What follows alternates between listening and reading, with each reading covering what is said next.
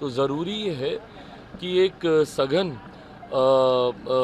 ये एसआर होना चाहिए ताकि इस बात को सुनिश्चित किया जा सके कि वोटर लिस्ट में किसी तरीके की कोई धांधली ना हो, विशेषता कोई घुसपैठिया, कोई ऐसा व्यक्ति जिसके बारे में हमारे संविधान में स्पष्ट तौर से कहा गया है कि जो भारत का नागरिक नहीं हो उसको हमारे देश के सबसे बड़े अधिकार मताधिकार का दुरुपयोग करने का उसको मौका ना मिले। इस सोच के साथ जब बिहार में भी एसआर हुआ था हम लोगों ने इसका स्वागत किया था।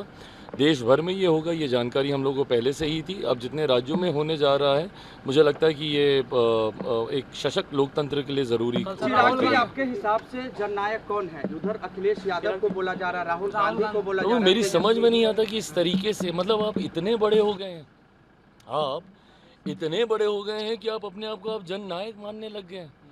बताइए, इतने सालों के परिश्रम, संघर्ष, समर्पण के बाद जो उपाधि हमारे पूर्वजों को दी गई है, आप तुरंत, अभी तो आप कुछ हुए नहीं, एक बार आप मुख्यमंत्री तक आप नहीं बने हैं और आप अपनी तुलना उन महानायकों के साथ आप करने लग गए हैं जिन्होंने सही मायनों में बिहार के लिए अपना पूरा जीवन समर्पित करने का कार्य किया। ये अहंकार दर्शाता है, ये दर्शाता है कि आज आप कितने अहंकारी हो गए हैं। आप जननायक जैसी आप उपाधि आप अपने नाम के साथ आप लगा रहे हैं। हमारे राज्य के जननायक भाई कर्पूरी ठाकुर जी थे, लोहिया जी थे, जेपी थे। इन लोगों को हम लोगों ने देखा है उस भूमिका में, और आज आप इस तरीके से इस उपाधि का आप इस्तेमाल आप कर रहे हैं। और क्या ज़रूरत है आपको इस उपाधि की? अरे प्रभु, एक बार मुख्यमंत्री बनकर कार्य करके तो दिखाइए। देश ने, प्रदेश ने तो कभी आपको मुख्यमंत्री के तौर पे नहीं चुना।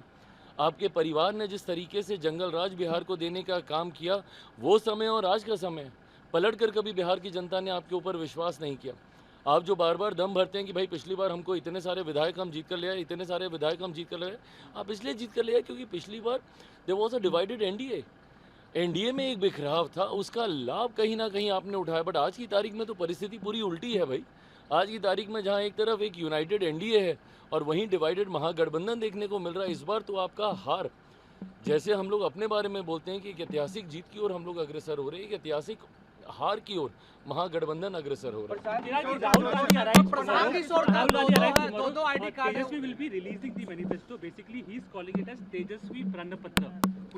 Well, I don't understand the reason why are they releasing it today.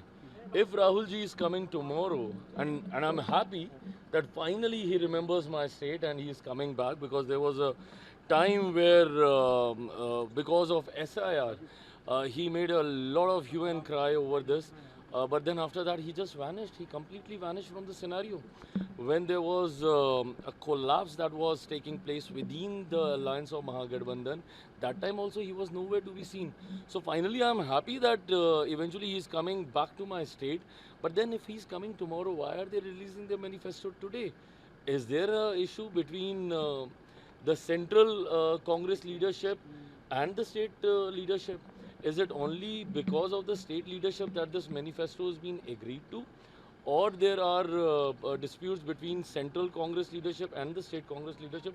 That I don't know. That is time will tell. But I don't find this amicable setup that when he's coming tomorrow and they're doing this today. MGP's manifesto being called as Tejasvi Pranpatra. How do you look at this? So of course, I mean, when you saw those posters and those backdrops and the hoardings when they were released, when the press conference was taking place to announce LOP Bihar Vidhan Sabha as the CM face, that time also we saw that it was only his face which was there throughout the hoarding. I don't understand that how the cadre of other parties is going to take this, because if their leaders' pictures are not there, I don't think it's a motivating factor not to see your leader's picture on the hoarding and on the and now when they are calling it out and out one person focused manifesto, so it is for the others to react and comment on who are so called the important part of that alliance. Prashant Kishor sir, उनका दो राज्यों में